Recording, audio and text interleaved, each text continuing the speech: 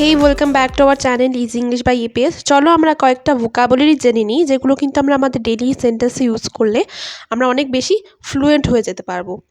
চলো দেখে নিই প্রথম কি। প্রথমটা হলো ইকুইপড। ইকুইপড মানে হলো সজ্জিত। যেমন it's equipped on the table, মানে এটা টেবিলের উপর সজ্জিত আছে। ঠিক আছে, আচ্ছা। তারপরেরটি হলো ইনটেন্ট। ইনটেন্ট মানে মনস্থ করা। যেমন I have intended that I will stand first in the class, আমি মনস্থ করেছি যে আমি ক্লাসে ফার্স্ট হব। কিড। কিড মানে ধাপ্পা দেওয়া। হ্যাঁ, কিড মানে বাচ্চা হতে পারে, কিন্তু কিড যদি আমরা ভার্ব হিসেবে ব্যবহার করি তাহলে এটা মানে ধাপ্পা দেওয়া। যেমন she was kidding of us, সে আমাদের ধাপ্পা দিচ্ছিল। তারপরে হলো রিলাই। রিলাই মানে হলো নির্ভর করা। যেমন ধরো ডোন্ট রিলাই অন আদার্স, মানে অন্যদের উপর নির্ভর করবে না।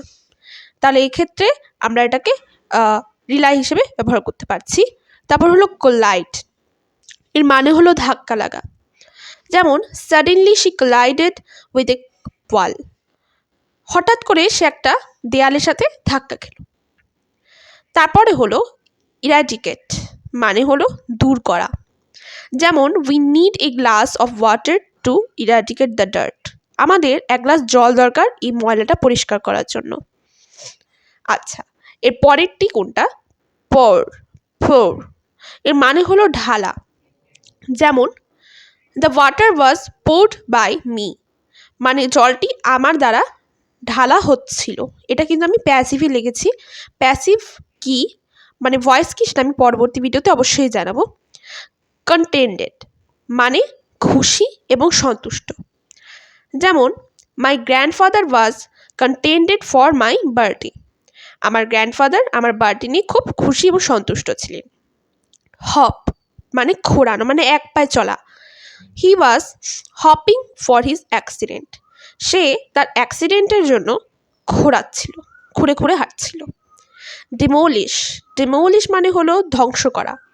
যেমন the pandemic demolished many lives of people, প্যান্ডেমিকটা অনেক মানুষের জীবনকে ধ্বংস করেছিল। স্ল্যাম। স্ল্যাম মানে হলো নিক্ষেপ করা বা ছোড়া। যেমন she will slam the ball to the opponent in the match, সে ওই খেলায় তার অপোনেন্টকে বলটি নিক্ষেপ করবে। আমি অবশ্যই এই টেন্স নিয়ে তোমাদের ভিডিও বানাবো। দেখো হারমোনি। হারমোনি মানে ছন্দ।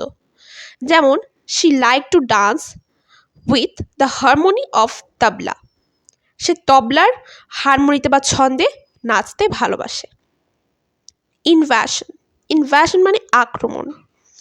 The kingdom will invasion to that state, মানে এই রাজ্যটি সেই রাজ্যে আক্রমণ করবে।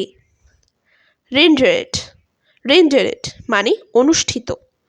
যেমন the programme will rendered within 2 weeks, প্রোগ্রামটি 2 সপ্তাহের মধ্যেই অনুষ্ঠিত হবে। তারপরটা হলো স্প্ল্যাশ, মানে ছেটানো, মানে কোনো তরল ছেটানো। যেমন we splash the colour on arena, আমরা অ্যারিনার উপর কালারটা ছুঁড়েছিলাম বা ছিটিয়েছিলাম।